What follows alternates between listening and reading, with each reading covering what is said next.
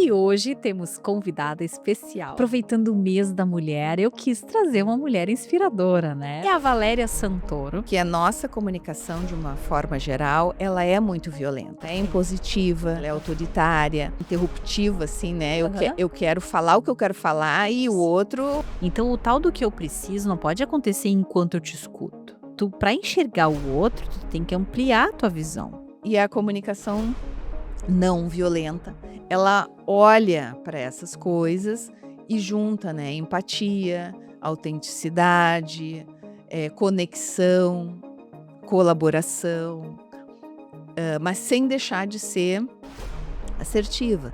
Se tu percebe que as pessoas estão com mais dificuldades de organizar o seu raciocínio, de trazerem as suas necessidades, de compreenderem o que o outro acabou de dizer, porque eu tenho a impressão que a gente está com mais dificuldade de qualquer pedacinho do sistema da comunicação e do diálogo. Uhum. E que isso tem a ver com nós não estarmos ali.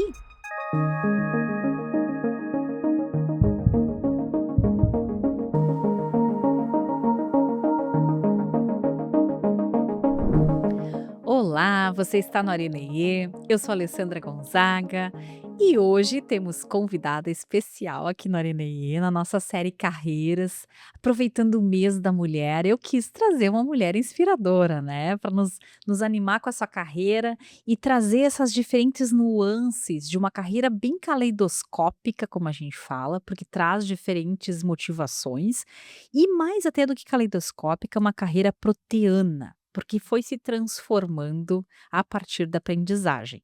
Então, para poder chegar nela, eu vou introduzir com um mini CV dela, tá, gente? É a Valéria Santoro. Santoro, é isso? Aham, isso.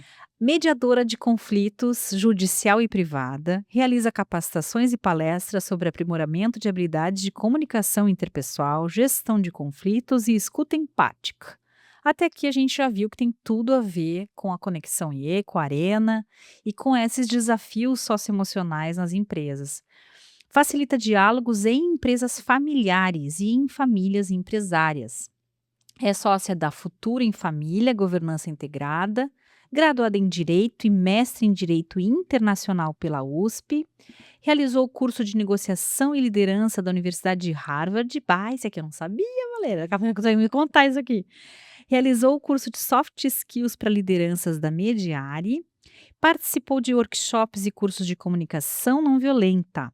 É membro de diversidade em conselhos do Instituto Brasileiro de Governança Corporativa, vice-presidente voluntária da ONG Associação Madre Teresa de Jesus e deixei por último as experiências como professora da PUC. E a gente é prof lá no pós da PUC. É verdade, né? Então, prof do MBA da PUC, RS, nas disciplinas de comunicação não violenta, empatia e cooperação, e construindo a confiança e impacto na segurança psicológica. Pá, então tem tanta coisa para a gente tirar, tantas camadas. Facilitadora de círculos de diálogo. E eu estava comentando com a Valéria antes da gente começar sobre esse último ponto. Então, antes de começar a fazer pergunta, seja bem-vinda, Valéria. Ah, obrigada, Alessandra. É super prazer estar aqui, adorei o convite. E é uma baita oportunidade, né, da gente conversar um pouco e falar de tantas camadas, né, de tantas mudanças e de descoberta também, né, porque eu não cheguei aqui numa caminhada linear, né. Foram idas e vindas, muitas perguntas, muito autoconhecimento, muita angústia. "Ah, para onde que eu vou? O que que eu faço agora? Como é que será o meu próximo passo?". Então, acho que isso também tornou a minha jornada interessante e talvez muitas pessoas se identifiquem com isso. Que legal. Você sabe que assim, no meu doutorado lá, quando eu estudei carreiras de mulheres, uma ficha caiu logo no começo, quando meu orientador, falecido professor Sidney, me disse: Ali, o teu método de pesquisa é história de vida. E logo no início, nas primeiras entrevistas que eu fiz, porque eu fiz várias entrevistas para poder mapear o modelo lá das mulheres, que é o tal modelo carreira caleidoscópica, isso Uhum. foi 2019. As entrevistas rolando em 18. O que que me caiu a ficha muito claramente? A gente precisa visitar a nossa história pessoal para entender quem a gente é como profissional. Uhum. Então a pergunta que eu vou te fazer é parecida com as que eu fazia lá nas minhas pesquisas. Quando que caiu a ficha que tu queria uma carreira diferente da que tu estava? Qual foi a primeira vez que te deu um estalo de eu quero mais do que isso? Ou que caiu a ficha de é por aqui que eu quero ir? Uhum. Onde é que tu enxerga, assim, essa primeira transição de carreira? Bom, assim, algumas coisas, né, porque quando assim que eu me formei no direito, eu entendi, já nos estágios, que aquela figura tradicional do advogado, tá, e vamos olhar para trás, né, me formei em 97. Então, Eu estava é, na faculdade nessa época, então tá perto tá aí, ó. certo, Estava mais um é pouquinho, eu isso me aí, formei é lá ali. para trás, né. Então assim, bom, aquela figura daquela época, do advogado, tradicional, combativo, que tinha que demonstrar, assim, aquela obstinação ou aquela até uma certa raiva, né, do Uhum, outro uhum. e, não era só vencer a causa, né, a gente dizia tinha que estraçalhar o adversário, esmagar o oponente. Então, eu não tinha aquilo, aquilo não estava dentro de mim. Então, para ser aquele tipo de advogado, eu não conseguia, né.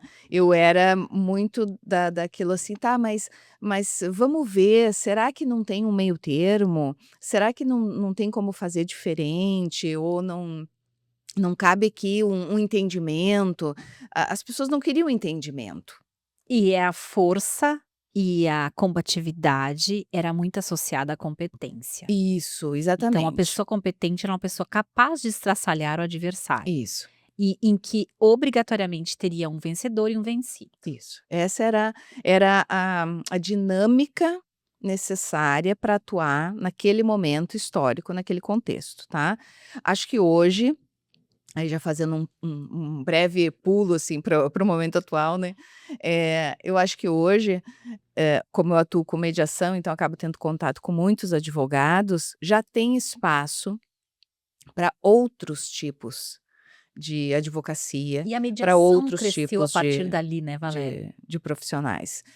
Sim, a mediação é um movimento, é é uma visão mais recente, eu diria, de resolver conflitos, tá. Uhum. Claro, ela tem aí seus 20 anos de caminhada também, né, mas ela tem um impulso maior agora nos últimos, hã, 10 anos, possivelmente. Então isso também a própria mediação, a lei da mediação, o impulso do judiciário, levando as pessoas a olharem para a mediação, fez com que também os advogados precisassem olhar para isso, precisassem, conviver com esse novo formato mais negociador de atuar. Então isso vai quebrando, né, colocar a mediação nos currículos das universidades, ainda que não seja uma disciplina obrigatória, Ah, não, ainda não. ainda não é.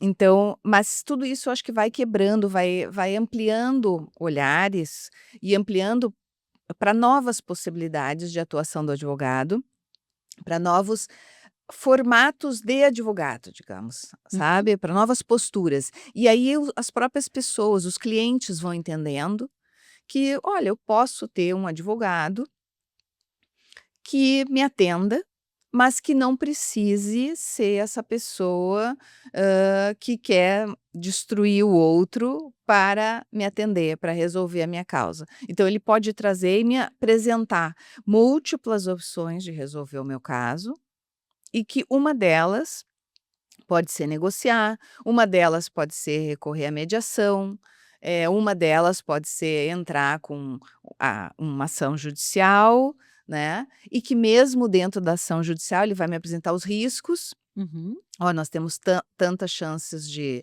ganhar, nós temos tantas chances de perder, tantas chances de perder tanto, tantas chances de ganhar tanto, talvez não seja o tanto que tu queira, enfim, né, então abre um leque diferente. Eu gosto disso porque cria camadas, complexidade e a visão sistêmica do que se pode ter, também um novo rol de competências. Exatamente. Não é um único jeito de dar certo. Uhum. Então existem custos possíveis, e aí entra até as aulas de negociação, né, para nos conversarmos aqui, de pensar um pouco, Isso. porque na negociação as 2 partes perdem um pouco, para que as 2 possam ganhar um pouco. Essa que é a ideal, né.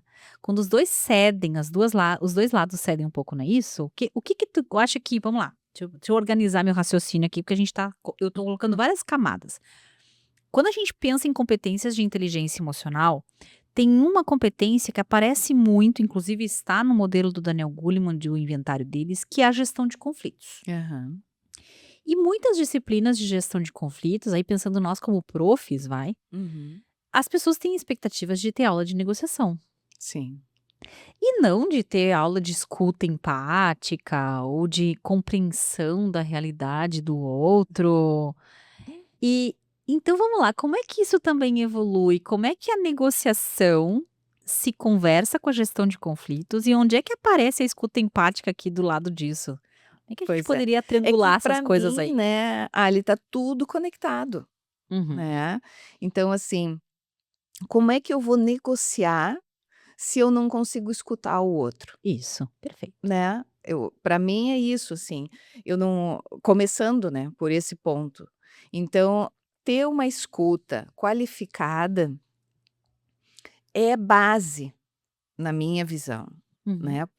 Algumas pessoas, muitas pessoas podem tranquilamente discordar de mim, mas na minha visão, na minha experiência, desenvolver uma escuta qualificada, aonde eu abro espaço interno, me silencio um pouco, né, dos meus argumentos, da minha própria razão, uhum. Das minhas das minhas verdades? verdades, da minha forma de solucionar, de tudo que eu sei, da forma como eu estou enxergando aquela situação, então eu silencio um pouco isso tudo, me volto para o outro e procuro ser curiosa a respeito do outro, Fantástico. Que para definição de poder, escuta. eh, entender, bom, como é que ele está vendo essa situação? Uhum. O que que ele pensa sobre isso? E nessa negociação, o que que ele precisa? Como é que ele poderia ficar atendido, sem esquecer das minhas necessidades, obviamente, Uhum. né. Então como é que a gente consegue criar alguma coisa? E quando tu disse assim: "Ah, negociação, na negociação, no acordo", enfim, as pessoas dizem muito isso, né: Tá. "Ah, os 2 têm que ceder, os 2 perdem um pouco, para que os 2 Saiam saiam, juntos. né, saiam minimamente atendidos ou cheguem num acordo que seja minimamente satisfatório", enfim. Realmente, eu acho que essa é uma, definição muito apropriada e é senso comum. Num mundo ideal de negociação, né, a gente conseguiria criar algo diferente, E que todos aonde os saíssem. 2 ou os 3 ou as múltiplas partes saíssem satisfeitas. Uhum. Porque se eu sei o que é indispensável para mim, e eu consigo acessar o que é indispensável para o outro, quem sabe a partir disso, e aí entra a escuta fundamental, então escuta, a autoescuta, né, eu Uhum. tenho que entender o que que é indispensável, porque tem um monte de barulho aqui. Uhum. Na negociação, quando eu vou para uma mediação, para uma negociação, tem um monte de barulho, quer dizer assim: "Ah, eu quero isso, mas eu também quero aquilo", porque, claro, tem o emocional todo ali, né. Uhum. Então eu tô frustrado, eu tô com raiva, eu tô incomodado, então eu quero isso, e tem que me pagar aquilo, e tem não sei o quê. Então tem um monte de penduricalho em tudo ali, mas o que que é fundamental disso? Uhum. Então se eu consigo me escutar e acessar o que que é fundamental disso, e aí vou para outra parte e a gente consegue escutar o que que é fundamental disso para o outro na negociação, quem sabe a partir desses 2 fundamentais, né, dessas 2 coisas que eu não abro mão, que são indispensáveis, a gente conseguisse criar uma saída nova. E aí Fenomenal. as partes todas pudessem sair satisfeitas, quebrando esse paradigma de que na Tem que sair perdendo. negociação os 2 saem perdendo, né, a negociação boa é onde os 2 saem desconfortáveis, os 2 estão perdendo alguma coisa, então é porque a negociação foi boa, e aí tá tudo, né, tá resolvido, vida que segue.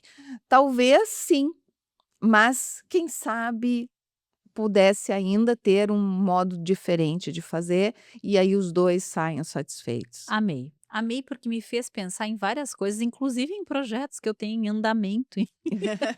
Eu tô fazendo Que consultoria com a bom, Valéria. que bom então que eu posso despertar aí É. alguns pontos de interrogação. Porque tu trouxe, vamos lá, o que que me chamou muito a atenção aqui? Primeiro, a tua explicação do que é escuta, em que tu diz que, em primeiro lugar, a gente tem que se silenciar, Uhum. né? Então, se a gente tá falando de ruídos, os primeiros são os internos, né? É, são os A internos. tagarelice da mente. É.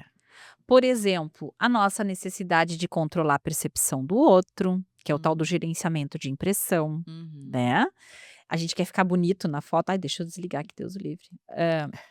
Então a gente quer ficar bonito na foto. Então a gente antevê o que vai dizer enquanto o outro está terminando a última frase, o que nos faz não ouvir, porque a gente está preocupado com a performance da próxima etapa dessa conversa. Uhum. A gente tem, sim, prerrogativas e premissas que atrapalham a gente conseguir ouvir o outro na sua completude. Por exemplo, o outro diz uma palavra que é proibida para mim, que pertence a um determinado rol de vocabulário, ou que eu entendo que a maior parte das pessoas que não pensam como eu dizem essa palavra, proibida. Isso. E aí eu escuto essa palavra e não escuto mais nada do que essa pessoa falou. Não. Eu entro em tela azul, como eu digo. Eu tô ali e eu não tô te ouvindo, né? Então, o silêncio interno como parte da escuta. Amei. E a segunda coisa que eu achei fenomenal que tu disse é o espaço da criação. Porque o espaço da criação, ele pressupõe um vazio. E ele pressupõe uma dúvida, que é aí que a gente entra na coisa do diálogo. Eu não sei qual é a solução. Uhum. Eu não tô chegando para te vender uma solução ou para te dizer tudo o que eu quero de ti. E como tu disse, eu tenho algo que é mais importante, que eu já entendi, e que eu vou tentar garantir o que é mais importante. Uhum. Mas eu não sei o que vai sair daqui. Então essa curiosidade, essa abertura, essa coragem de Isso. encarar uma conversa que eu não sei no que vai dar. É.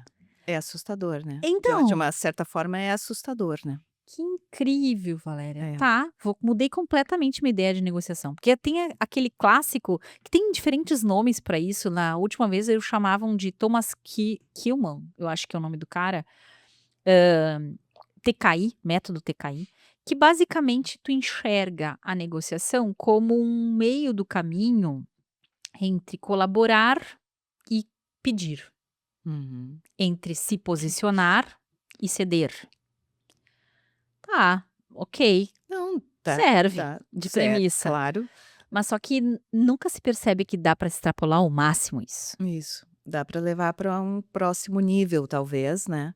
Legal, que legal. E claro que isso tudo a gente e aí mais um elemento, né, que entra aqui, nessa questão da negociação, da escuta, eh, que é a empatia, Uhum. né, porque a gente está falando dessa escuta qualificada nessa forma, e aí entra esse interesse genuíno pelo outro, que é a empatia, né. Então Uhum. eu preciso trazer pelo menos um pouco, né, eu gosto dessa figura que a Carolina Nalon ela traz muito, que é o estender-se na direção do outro, né, empatia, esse como essa figura, assim, do eu me estendo na direção do outro, me estico, assim, eu enxergo, assim. Como é que é o nome dela para o pessoal ouvir? Que é sempre alguém me pergunta depois: "Como é que era o nome daquela autora que a Valéria falou, Ari?" Ah, é a Carolina Nalon. Tá, legal. Então, e ela fala de comunicação não violenta. Uhum.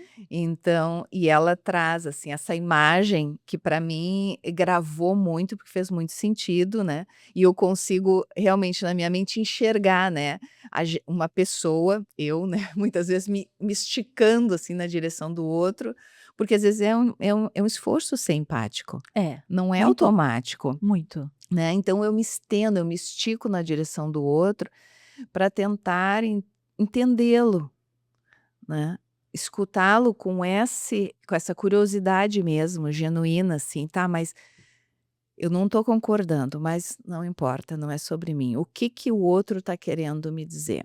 Legal. O que que é importante? E na negociação, para a gente chegar em algum lugar, eu tenho que pelo menos tentar entender o que que o outro está dizendo, se não é isso que tu está falando, né, é chegar para um diálogo, para uma negociação que seja, querendo impor. A minha vontade e a E minha isso solução, que eu desenhei. que eu desenhei. Isso eu vejo muito, Alessandra, na mediação. Porque a gente vai para a mediação e as pessoas, claro, elas têm a sua história, elas estão emocionalmente abaladas, estão em conflito. Eu faço muita mediação família. Faço todos os tipos de mediação, mas a gente Família entra o componente emocional com tudo, que muito esse é o forte. ponto que eu ainda não pego, a gente faz muito nas organizações mesmo, Uhum. mas na família é nossa, né. É. Mas mesmo que a gente pegue, uma mediação empresarial ou, enfim, eh, dentro de um condomínio que tem muitas brigas, as pessoas, eu vejo muito assim, elas chegam, elas já têm a solução pronta. Isso. Como é que aquilo tem que ser decidido, Uhum, né. Elas sabem e elas vêm com uma convicção de que a forma que elas têm desenhada na mente é a melhor. uhum. Olha, às vezes me chamo de doutora, né, eu sou mediadora, não é, né, não é pra ter uma horizontalidade ali. Então, esses títulos, doutor, não sei o quê, não se aplicam, né. Mas, muitas vezes, vem isso assim, né, e fala: "Ah, doutora, não, eu sei como é que isso aqui tem que se resolver. A gente faz assim, assim, assim, assim, né, E nesse e caso, pronto". doutora vem como demérito, isso que é interessante. Porque tem o doutora de você sabe mais porque você é doutora, e tem o doutora de desce daí doutora, e vem aqui entender a minha Também, realidade. exato, também tem isso, Que as pessoas às exatamente. vezes dizem pra xingar a É, gente. isso aí, também tem isso, né. "Doutora, eu que sei", Eu que né. sei, eu que vivo a vida real É, aqui, né, isso aí, então, também tem isso. né. E aí é interessante que a gente escuta o outro lado, né, está ali eu digo na mesa, né, apesar de hoje muita coisa ser online, então não tem mais mesa, mas quando era presencial era sempre assim, né, numa mesa. Então escuto um lado, né, um dos mediandos, como a gente se refere, né, as pessoas que estão em mediação, os mediandos, então escuta um mediando, e ele diz: "Não, eu sei como é que tem que ser feito. Se for família, sei lá, eu ganho tanto, eu posso pagar tanto, e eu quero ver o meu filho assim, assim, tantas vezes na semana e tal, e isso é justo e tal". Aí eu escuto o outro lado: "Não, eu sei como é que a gente tem que fazer, porque eu já pensei muito sobre isso. E ele diz que ganha tanto, ou ela diz que ganha tanto, enfim, mas não é verdade, porque gasta assim, então tem que me pagar tanto, e o filho precisa disso, disso, disso, e aí", sabe? Então, assim, tem uma convicção, e aí, quando tem essa imposição, né, esse espaço de criação fica muito restrito, Claro. né. E como é que tu administra o tempo, Vale? Quebrando o meu próprio protocolo, porque eu tenho uma pergunta de empatia que eu vou deixar pendurada aqui, tá? Tá. Mas eu tô pensando em pessoas famintas por trazerem suas ideias e soluções e seus ressentimentos, como eu digo, jogar o Godzilla na mesa. Quando a gente Sim. fala, né? Pega o Godzilla e solta o bicho ali. É. E aí tem alguém correndo atrás do Godzilla. É. E tu fica atrás do Godzilla e a história em si já não importa mais, porque o Godzilla já tá solto. O Godzilla pode ser um trauma, no caso de uma empresa, pode ter sido uma situação específica que não há mais como ter solução, uma mágoa, Uhum. uma coisa que foi feita de uma forma equivocada. O Godzilla é o roubador de atenção e extremamente difícil de se pegar e assustador, por isso que é o Godzilla. Que sai quebrando todos os cristais existentes. Como é que faz para regular isso em tempo? Porque dado um tempo infinito, Ah, a gente sim. vai chegar numa solução ideal. Hum. Como fazer para as pessoas se ouvirem e ainda aproveitarem algo? Traz um pouquinho de estrutura, assim, para as pessoas imaginarem como é que se organiza um processo desses. Bom, realmente, a administração do tempo é um desafio, Nossa, porque as pessoas elas têm uma necessidade de falar, isso. né. Então elas começam a falar e muitas vezes vão se repetindo e vão se repetindo, e e aquilo também vai inflamando quem Uhum. está Sim, escutando, porque né, ela o não outro aguenta. lado. "Não, espera, agora eu que tenho que falar. Espera, espera", e a pessoa começa a interromper, porque ela não aguenta ouvir até o final, porque aquele argumento doeu Isso, aqui. isso aí. Então, bom, eu ali numa posição de mediadora ou enfim, ou não sendo uma mediação, né, um processo estruturado, mas eu facilitando um diálogo dentro de uma família ou de uma empresa, primeiro a gente faz aqueles combinados iniciais, né, do respeito, vamos procurar escutar o outro até o fim, eu preciso escutar, então é importante eu, né, nessa posição de facilitadora, eu preciso entender vocês, para eu entender vocês, eu preciso que vocês respeitem o tempo um do outro, para que eu escute até o fim, para que eu consiga ter essa visão completa do que está incomodando, o que precisa ser resolvido, qual é o ponto principal da narrativa de cada um. Então, respeito é fundamental. No início eles concordam sempre, tá. Eu nunca desde o início, assim, nessa primeira fala, nesses primeiros combinados, eu não peguei nenhum caso em todos esses anos que A pessoa diz: desde "Eu o não cara a não". pessoa diga assim: "Não, É. eu não vou respeitar, eu vou interromper desde o início, não conte comigo para isso", nunca ninguém falou isso, sabe. Todo mundo: "Não, Não, claro, pode claro". deixar, estamos aqui, Não, gente. pode deixar, respeito é fundamental, é isso mesmo e tal. Tá. Então concordam, né, mas quando a começa, né, o processo vai ficando mais difícil. Mas então eu vou fazendo as interrupções, porque eu interrompo quando? Para relembrá-los dos combinados, então se um começa a interromper demais o outro, eu chamo: "Olha, nós fizemos um combinado, não que não está sendo respeitado, então assim, o respeito aqui, cada um vai ter o seu tempo de fala, agora é o tempo de fala daqui da pessoa A, então o tempo de fala da pessoa B virá em seguida, eu estou cuidando o tempo, não se preocupem, então eu tento Nossa, eu tô ves manejar. nesse momento alguém tá ouvindo e dizendo: "A gente volta pra quinta série". A E eu gente volta diria: pra "Que quinta série. delícia se for a quinta". Ah, pois é. Mas a gente emocionalmente, A gente volta a lá pra gente trás. volta, É, porque a gente é tomado por emoções. claro.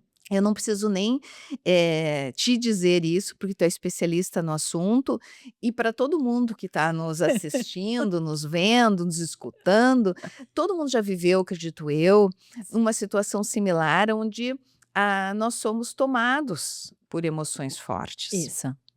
E aliás, quando a gente se dá conta que é tomado, e aí que vem o nível de autoconsciência que a gente fala, que é a mais importante das competências de inteligência emocional. Isso dito pelo Daniel Goleman, é a Uhum, autoconsciência. uhum, É a pessoa que é aquela pessoa mais terapeutizada, como a gente diz, né, uhum. que briga com um atendente de farmácia, por exemplo, a gente tem turmas de farmacêuticos, e que 10 minutos depois, como percebe uma resposta empática da pessoa, diz assim: "Desculpa, eu falei muito alto contigo, eu não Uhum, eu me excedi, uhum. eu me irritei, não é contigo". A pessoa se dá conta que acabou de ter uma reação emocional, Isso, né. é. Mas isso tem que ter estrada para Tem que cair ter. essa ficha, né. É, verdade. E agora dentro ainda dessa da tua pergunta anterior, da questão de manejar o tempo, eu também adoto uma, assim, uma técnica, vamos dizer assim, que eu deixo no início um pouco solto, não um xingamento, ofensas, não é nada disso, mas eu quero dizer assim, eu deixo um pouco as primeiras falas das pessoas, elas como que esvaziarem o copo, sabe, assim, Ai, elas trazerem mais coisas emocionais, elas, colocarem um pouco mais de emocionalidade, de, se hã, jogar pra fora. botar para fora. Porque a partir depois das outras falas que virão, é que a gente consegue trazer um pouco mais de objetividade para ir buscando aquilo que eu falei antes em relação à negociação, né, o ponto fundamental do que elas realmente querem, o Tá. que é essencial para elas. Que delícia, porque isso tem uma explicação técnica do ponto de vista emocional perfeita. O que tu faz é limpar o lixo. Então, assim, quando a gente tem uma mágoa especificamente, uma raiva contida, uma coisa que é em cima de um sistema, nada mais que eu vá dizer é mais importante do que eu entrar em contato com esse sentimento. Esse sentimento vem na frente da minha racionalidade. Então, na verdade, até por conseguir que os outros consigam tolerar os seus sentimentos, a pessoa vem que nem um touro e em seguida já tá calma. E é questão de segundos isso. Então, depois que você tolera uma pessoa, entre aspas, claro, não com palavrões, nem Isso. com agressão física, Não. não lógico, mas quando tu tolera uma fala agressiva contra você e você não responde agressivamente, ali você abriu um enorme espaço de diálogo. Você criou a arena do diálogo, porque saiu o material tóxico que precisava sair e agora a gente tem margem para efetivamente começar a se ouvir. É. É parecido com antigamente, porque a minha primeira formação foi jornalismo, né, Valéria? E a gente tinha um professor, o Sérgio Caparelli. Não sei se ainda é vivo, eu espero que sim, né? Agora que horror comentar isso no ar. Viu? São essas coisas que fazem esse programa não ser pensado, É gente. isso aí, autêntico. É autêntico. E o professor Caparelli, eu fui fazer uma oficina textual com ele, que era muito concorrida, né, para aprender a escrever. E ele dizia para nós que pensávamos tanto com as frases, ele dizia assim: comecem a escrever escrevendo qualquer coisa. Se vocês forem bem-sucedidos no primeiro parágrafo, vocês vão começar o segundo, sigam adiante. Quando terminarem o segundo, façam um favor, deletem o primeiro. Sabe? Sim. Eu adorava essa dica dele. Isso aí. É lixo, não serve pra nada, você tá só criando preâmbulos Isso. para começar a criar, né? Então é muito parecido com É. isso que tu tá me descrevendo. É isso mesmo. Muito legal. É isso aí. Tá, agora deixa eu pegar minha pergunta da empatia, que ela tá pendurada aqui antes que eu esqueça dela. Tá bom. Nessa semana, eu fiz um artigo, como era Dia da Mulher, e aliás eu tô numa crise com isso, porque eu não aguento mais essas pautas programadas que inundam as redes sociais. Pausa para um suspiro. Pausa para um suspiro. Lidar com a vida moderna e todas Em as que tudo tem que ter uma obrigações. programação, né? Isso. Semana para se sentir poderosa, semana para bater foto em algum lugar dizendo você é maravilhosa. Ai, meu Deus, isso me dá uma gastura, né? Sim. Mas ok. Então eu quis fazer um artigo, porque trabalho com mulheres há muitos anos, e eu falei sobre a questão da aceleração de carreiras e sobre a tal da complementariedade. Aí que eu já chego com a empatia. Eu li um artigo de uma organização de liderança feminina que corroborava e divulgava estudos de que mulheres são mais empáticas como líderes do que homens. Começa um ranço de novo em mim com isso. Por quê? Porque se tu assume que as mulheres são mais empáticas por serem mulheres, você pode correr o risco de assumir que os homens são mais assertivos por serem homens. E o que é pior? Você assume que homens não precisam ser empáticos e que mulheres não precisam ser assertivas. E aí que a coisa encrespa pra mim. Porque pra mim liderança requer as duas. Sim. E eu acho que empatia complementa a assertividade. E a assertividade é muito melhor quando tem uma base empática. Claro. Verdade. Então é isso que eu quero que tu comente, porque dentro daquele primeiro paradigma que a gente trouxe do advogado que ganha, mesmo que estraçalhe o adversário, né? Como é isso de dizer o que eu preciso de você, sem que isso ganhe uma acusação de não ser empático? Como é que a empatia pode ser utilizada como uma arma? Como você não é empático porque você não me escuta, você está interrompendo minha fala, então você não é empático. A empatia muitas vezes ela é tão idealizada que ela se transforma, na minha visão, numa desculpa Hum, para falar o que eu quiser, ou o contrário, uhum. uma forma de cinicamente parecer que te escuto, enquanto te detesto. Tô viajando aqui.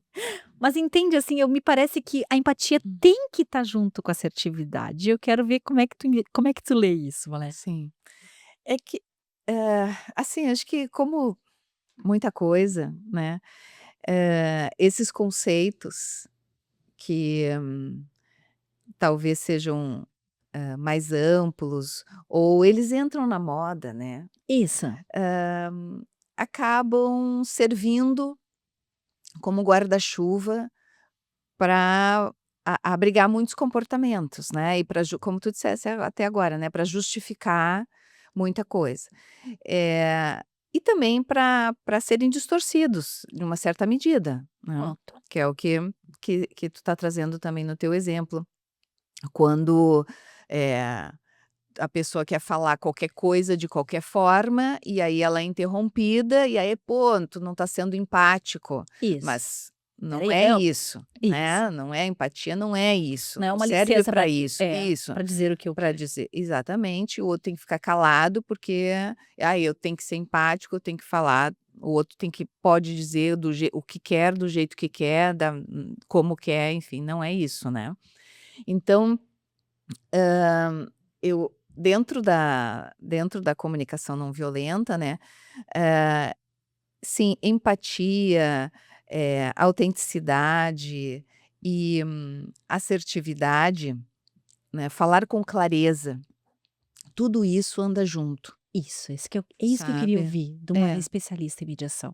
tudo Elas isso são são complementares? complementares, porque tudo isso anda junto.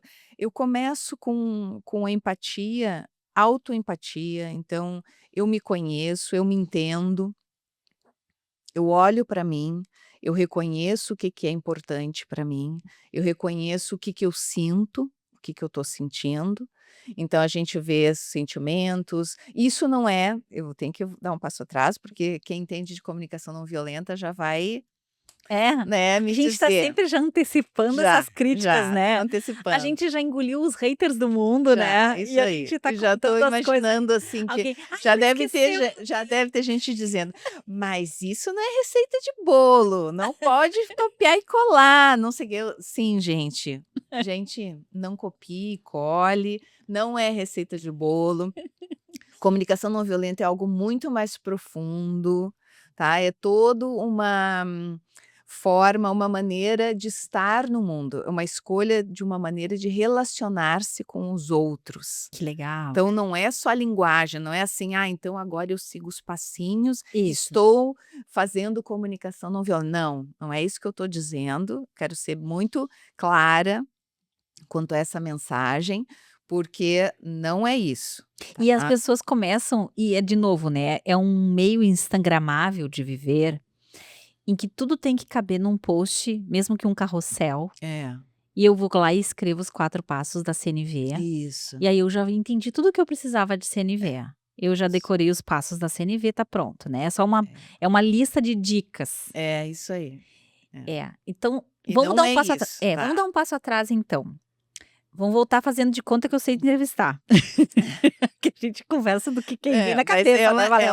é uma conversa, né, então, Onde é que a CNV entra na tua vida? na minha vida. É, Com a mediação de conflitos. Então, porque eu entrei na mediação, então bom, vou dar outro passo atrás, tá. tá. Porque, assim, eu fiz direito, eu entendi que a advocacia não ia ser minha trajetória, tá.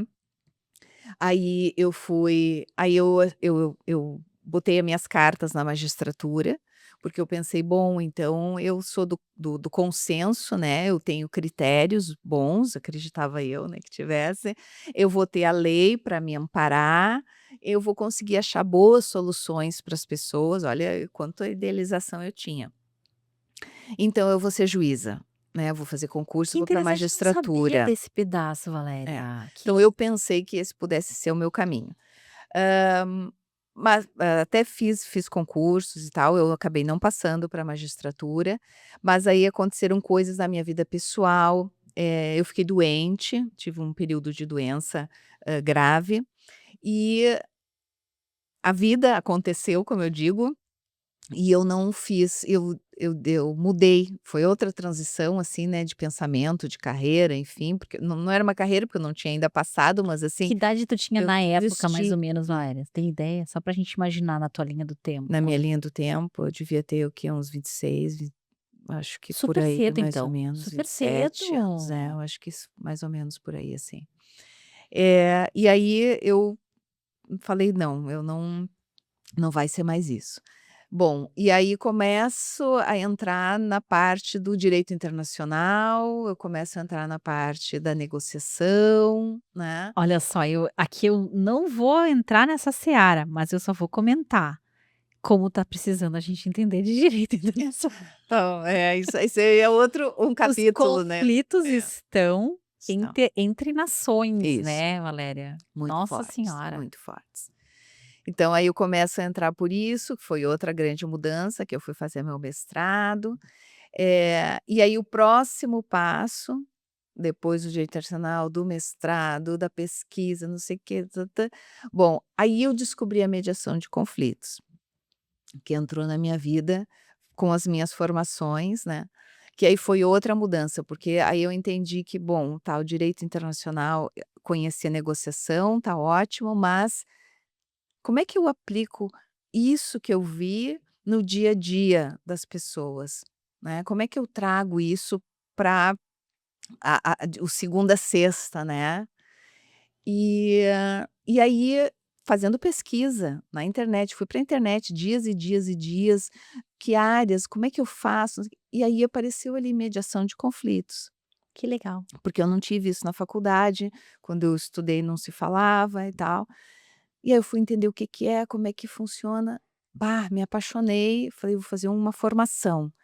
Fiz 2, né, e me encontrei, assim, e aí fui fazer os estágios, são muitas, muitas horas de estágio, fui E fazer nos os estágios tu estágios. já começa a mediar. Já. E essas mediações aí, bem de leiga, tá? Uhum. Elas acontecem sempre ancoradas no judiciário? O mediador, ele é uma figura independente da advocacia? Como é que é isso? Para quem está nos ouvindo e diz: "Nossa, adorei isso que ela está falando, eu quero seguir essa área". Uhum. Ou tem um pré-requisito para fazer esse tipo de trabalho? Como é que é isso? Que eu me lembro, só um parêntese, quando eu fui fazer o mestrado em psicologia, Uhum.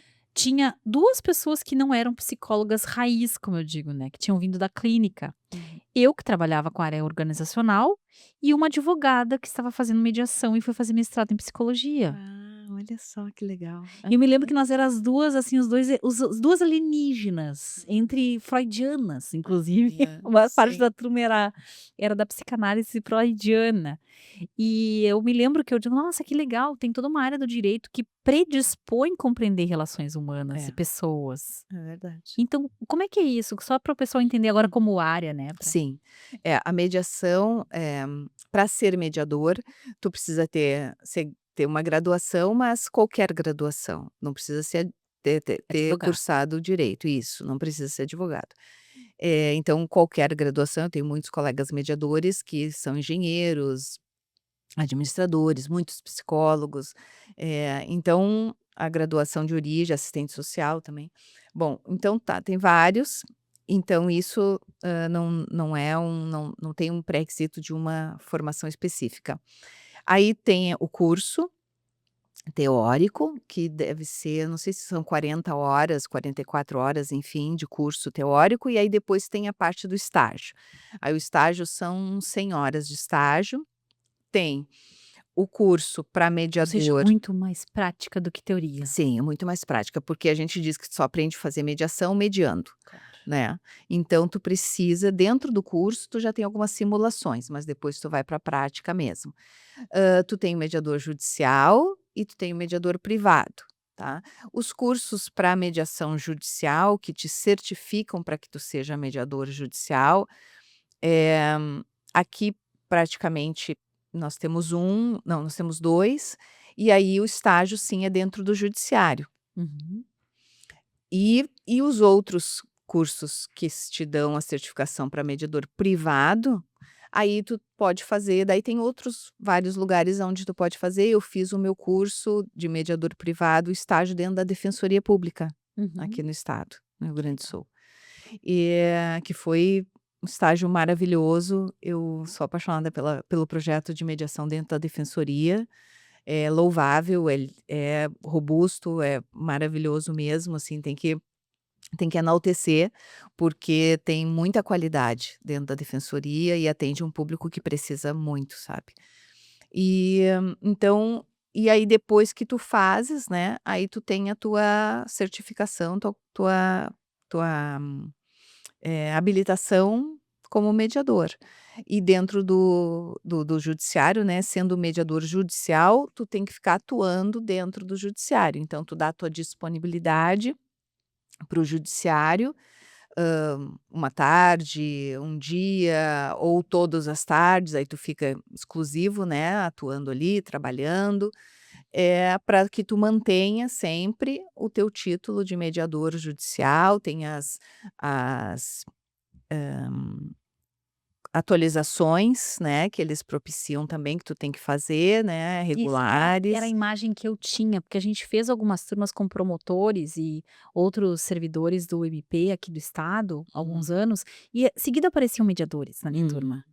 E eu pensava que tinha que estar vinculado, agora então entendi, É, que legal. mas não como mediador judicial, tu não é um servidor, tu é autônomo, tá. Tu Tá. é tem um termo até, que agora me fugiu, mas, tu tá ali quando tu tá atuando como mediador judicial, tu tá representando o judiciário, né, Uhum. mas tu não é um servidor, Sim, não né, pode ser tu não concomitantemente é promotora. Sim, concursado, sim. tu não é nada disso, né. Tá. Então tu atua, tu faz a tua mediação, tu, recebe por mediação, né, e quem te paga são as partes que estão ali, são os mediandos.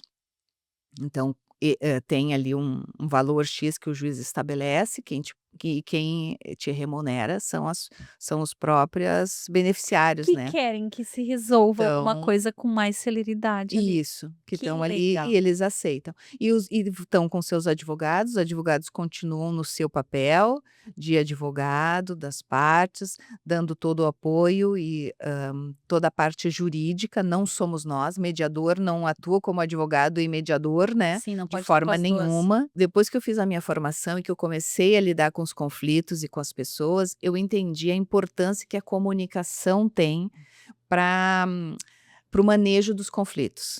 E Perfeito. aí eu fui, olhar para isso com mais atenção. O que que é, né, como é que funciona isso de se comunicar, que tu disse, né, assertividade, a gente pode falar as coisas de qualquer jeito e o outro tem que ser empático, tem que ouvir. Não, né. Então como é que funciona isso? E aí eu fui olhar para isso e descobri que existia comunicação não violenta. Até então nunca tinha escutado falar nisso. Uhum. Tive a sorte que olhando minhas pesquisas na internet, né, e descobri um grande especialista em comunicação não violenta, que é Dominique Barter. Ó, E ele estava, por uma coisa do universo, né, quem acredita em coincidência vai dizer coincidência, quem não acredita, vai chamar de sincronicidade, como a gente chama. sincronicidade, isso aí, né, o universo conspira a nosso favor, quando a gente está aberto para isso. Então o Dominique estava vindo a Porto Alegre. Ele é um inglês que mora no Brasil há muitos anos, até não nem tenho mais certeza se hoje ele ainda mora, ele morava no Rio de Janeiro. Hoje eu acho que ele está pelo mundo fazendo projetos de comunicação não violenta. Mas naquela ocasião ele estava vindo a Porto Alegre dar uma capacitação, e eu fui. Nossa, que Foi a legal. primeira que eu fui com ele, porque eu já fui em algumas, assim. E para mim foi transformador mesmo, foi incrível. E ali eu conheci comunicação não violenta, e por isso que eu digo que é uma maneira de é uma escolha que a gente faz, de se relacionar diferente com as pessoas, de se comunicar diferente, de escutar diferente. Uhum, De prestar atenção na gente e no outro de outra maneira, uhum. porque a nossa comunicação, de uma forma geral, ela é muito violenta, É. ela é impositiva, Aham. ela é autoritária, ela é interruptiva, assim, né, Aham. eu quero falar o que eu quero falar e o outro Isso. que se dane. Aham. E eu quero que as coisas sejam do jeito que eu acredito que elas têm que ser, então eu não entro num diálogo para construir, eu entro para te convencer que Uhum. eu sei o que é melhor, não só para mim, mas para ti também, para a tua vida e para os teus problemas. Uhum. Tudo isso é muito violento. Mas a gente não se percebe, e eu culpo muito o outro. A minha linguagem, a minha, a tua, a nossa, de um modo geral, ela é culpabilizante. Uhum. Então eu culpo o outro do que eu estou sentindo, eu culpo o outro do que não está dando certo, eu culpo o outro, do que eu não fiz, mas que eu gostaria de ter feito, e tudo isso também é violento.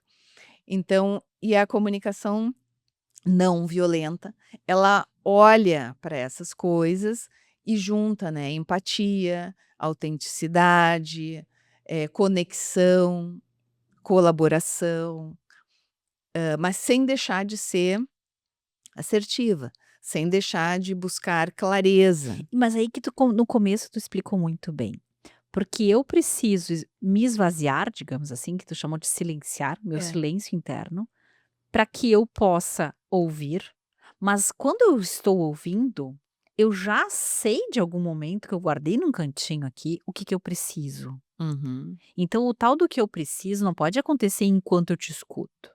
Parecido com aquela história do foco, né, da fotografia. Tu para enxergar o outro, tu tem que ampliar a tua visão, ou te estender, como tu falou da tua autora, né. É. Não dá para nesse mesmo momento você tentar entender o que você está sentindo. Se você fizer isso, você vai perder o foco do outro. Então eu acho muito bonito essa dança entre eu e outro, que o que a CNV pede que a gente faça, né, Uhum. e que é uma arte fazer isso, é uma arte.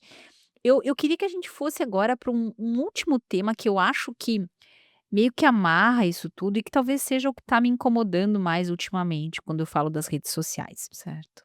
Eu acho que a gente não está conseguindo ter foco para qualquer dos lados, Uhum. seja para dentro ou para fora. Uhum. Existe uma expressão aí de um livro que saiu há uns anos atrás, chama nude, que é esse ruído de fundo. E esse ruído tem a ver com o excesso informacional da nossa época, com a nossa dificuldade de desligar, dormir, Hum. reabastecer as energias. Então a gente está sempre em algum tipo de déficit atencional Hum.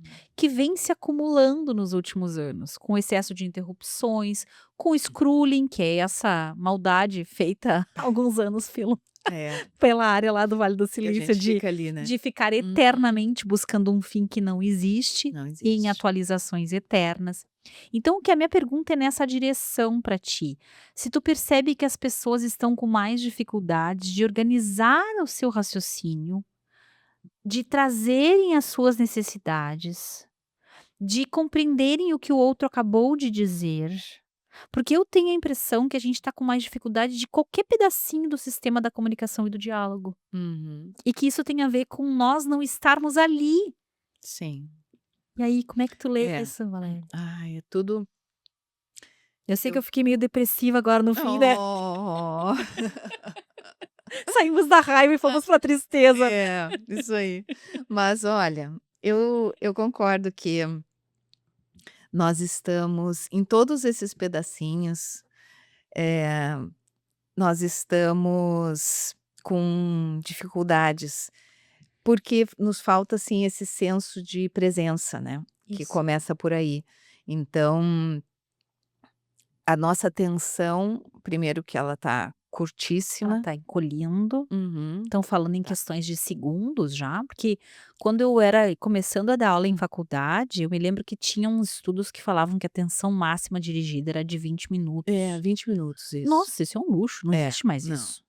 Agora eu tinha escutado que estava em torno de 7 minutos. Isso, eu Agora também. tu né, 7. É, só que quando a pessoa já está com déficit atencional, Uhum. não chega a fechar 1 minuto. Ah, então. Então, Então imagina que tipo de mensagem a gente consegue consegue passar passar. em 1 minuto, É, né, que seja profunda, significativa, que tu consiga, passar: "Olha, o que eu estou sentindo, a minha necessidade, o que a gente precisa resolver, o problema", é. em 1 minuto. É. né. Então essa dificuldade de estar presente, eu acho que começa já por aí.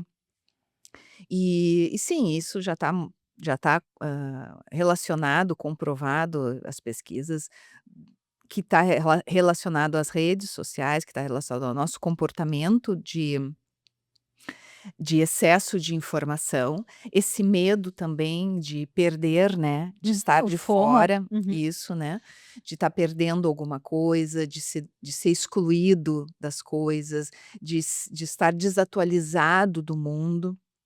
Então, essa angústia que a gente fica Uhum. constantemente, né, de não ter visto. Uhum. "Ah, mas tu não viu? Uhum. Ah, mas tu não está acompanhando? Mas saiu tal coisa, como é que tu não sabe?". Uhum. Então, tem uma angústia, né, o excesso de informação que o cérebro já não dá conta. Então tudo isso dificulta o diálogo, dificulta que eu consiga escutar com atenção, que eu dê o tempo do outro falar. Uhum.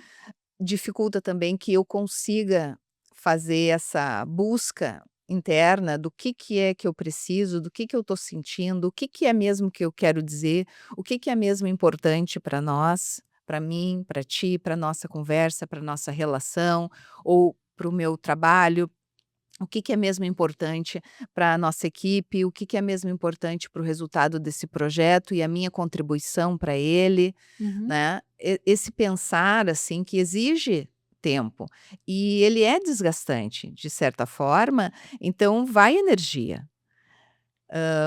Não é que seja simples, né, o que a gente está falando aqui não é tão simples quanto ficar rodando o celular ali, E né. requer um envolvimento que vai negociar com o teu sistema de valores.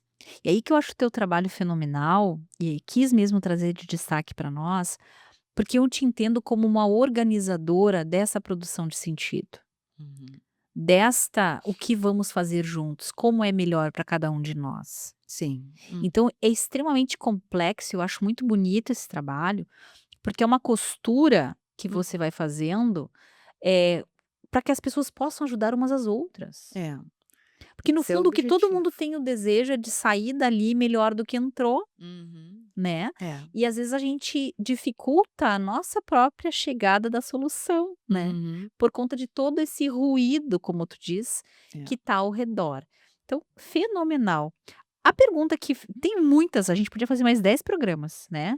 Podia. Nossa, que delícia esse assunto, Podia, porque esse Valéria. Vamos fazer assunto, uma série esse mediação, gente. esse assunto de diálogo para É uma mim, assim, delícia. ele rende, porque É muito bom. é a vida da gente, né, Nossa, eu vou é a dá vida. pra fazer a série do anime. Quem quiser escreve aí, tá, gente, que a gente vai ter que fazer a Valéria vir aqui uma vez por mês. Mas o que eu fiquei pensando aqui, tem muitas coisas que não deu tempo de nós tocar. Eu ia pedir pra te falar da liderança, da segurança psicológica, dos círculos de diálogo, da própria questão da família, né. Não deu tempo de nada disso. Então, eu quero que a pergunta final que eu te faça seja assim: qual dessas coisas está chamando a tua atenção?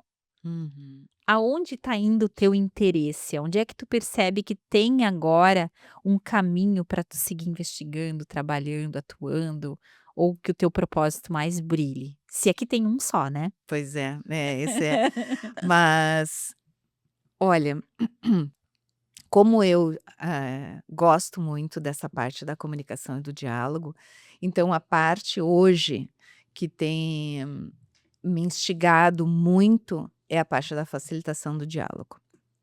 Então, porque é essa bem o que tu disseste, é fazer essa costura, né, Uhum. é auxiliar as pessoas a irem se escutando, a a organizar os pensamentos, a organizar essa caminhada para, quem sabe, chegarem nos combinados, quem sabe chegarem em acordos, ou quem sabe simplesmente, melhorarem alguma questão que está ali enosada e dificultando que elas sigam trabalhando juntas, ou que elas sigam tomando decisões juntas, ou simplesmente que elas, sigam convivendo minimamente, tá, aquilo está impedindo, Às vezes é isso né. que é o máximo de delícia, né? Isso, Conseguirem conviver. isso, né. Então, assim, essa parte de facilitar os diálogos, tem me brilhado o olho. sabe, nesse momento, assim,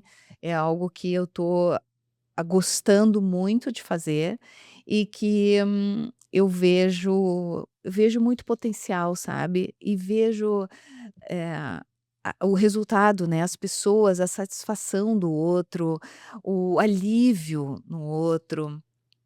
E o diálogo ele é treino. Então quando as pessoas conseguem, minimamente experimentar isso, depois eu fico pensando assim, pelo menos de uma forma idealizada talvez, utópica, mas eu penso que elas podem levar isso. Essa experiência vivida ali, elas podem levar isso. Eu acredito que sim. Treinar depois, experimentar na sua família, experimentar em outros âmbitos. Então quer dizer, é uma semente que o diálogo vai Eu acho que é florescendo. profundamente transformador.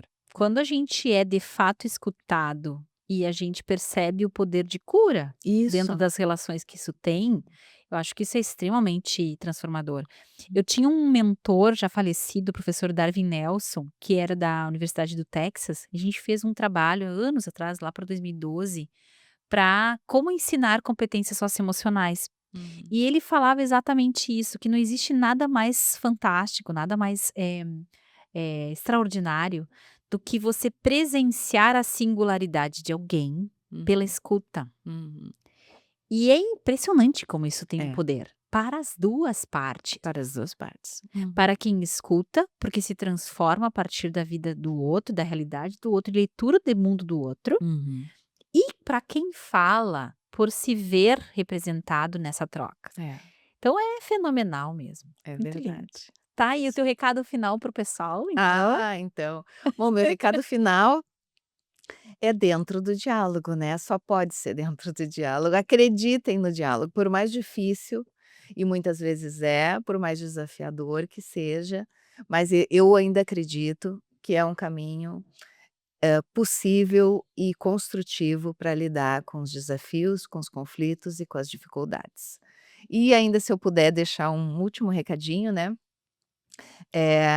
Eu sei que a gente falou um pouco das redes e das dificuldades que é lidar com as redes, mas ainda assim eu vou dizer que eu tenho muito material no meu Instagram, Ah, vamos lá, gente, então a vamos gente lá, deem uma olhadinha no meu Instagram. isso, não vai ficar rolando demais Não, depois. isso aí, Olha o material da Valéria e fica navegando, é dá isso aí. dá aquele material. Eu tenho uma série de Qual o teu arroba de lá? lives lá, então é Valéria Santoro 10, número 10, Valéria Santoro 10. Pronto. Então tem muita coisa lá que eu gravei, então se puder aproveitar, auxiliar alguém, já estou satisfeita. Ai, que legal, muito obrigada. Eu que agradeço, muito bom estar Que contigo. delícia de conversa, Obrigada, maravilha. obrigada mesmo. Muito obrigada, gente. Obrigada a você que ouviu. Gostou dessa conversa? Acha que pode ajudar alguém? Acha que te trouxe insights? Comenta, compartilha, nos segue no canal. E até o próximo, Arenê. Muito obrigada. Obrigada, gente.